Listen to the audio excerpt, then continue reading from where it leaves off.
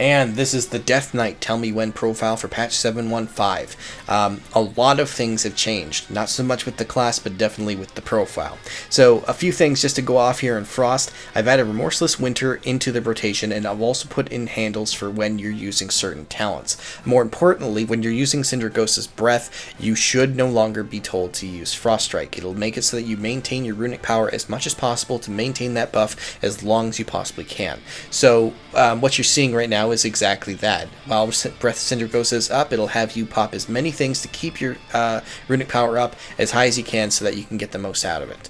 That being said, a few tweaks have taken place over time, but the big ones are that Frost Strike will not be suggested quite as often as it was before. It has been dropped in priority a little bit, and you should maintain roughly between 50 to 70 runic power at all times, making it easier for you to go ahead and pool for certain abilities, and depending on your talents, you'll even pool runes to make sure you have the runes available for the abilities that you need. Overall, just a lot of changes to the rotation, and similar things have happened here for Unholy. Big things you'll notice right off the bat visually, I've added a Virulent Plague tracker onto the left of the rotation, and I've also added a Festering Wounds tracker that'll track the stacks on the right.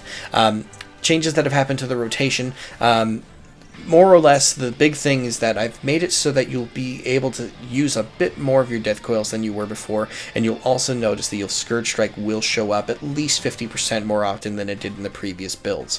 All this should amount to making the rotation feel a little bit more fluid and function a little bit better when you're using certain talents.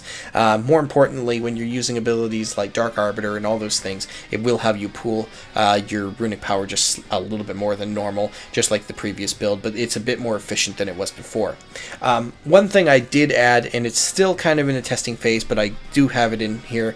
Depending on what legendaries you have equipped, it will delay spells. In some cases, it'll have you use them with different numbers of stacks of Festering Wounds, etc. All of that has been accounted for. For example, there's a legendary that makes your Dark Transformation amp up your other minions. That has been accounted for here. It'll wait until at least one of those two groups of minions is spawned, and then it'll tell you to use your Dark Transformation. It's still kind of in the early phases. I've only been able to test it so much, so please, any feedback you can give me would be incredibly helpful.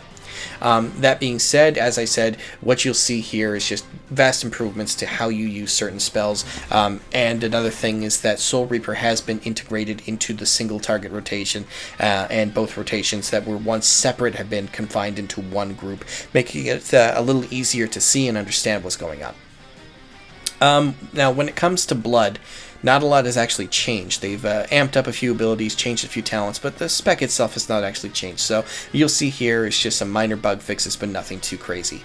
That said, this is the final 7.15 update. As always, I will continue to update these profiles throughout the patch, and you can find them on chesder.weebly.com, and I'll also update the rebrandly links if that's what you have bookmarked. But yeah, until I make the next video, I will catch you guys later.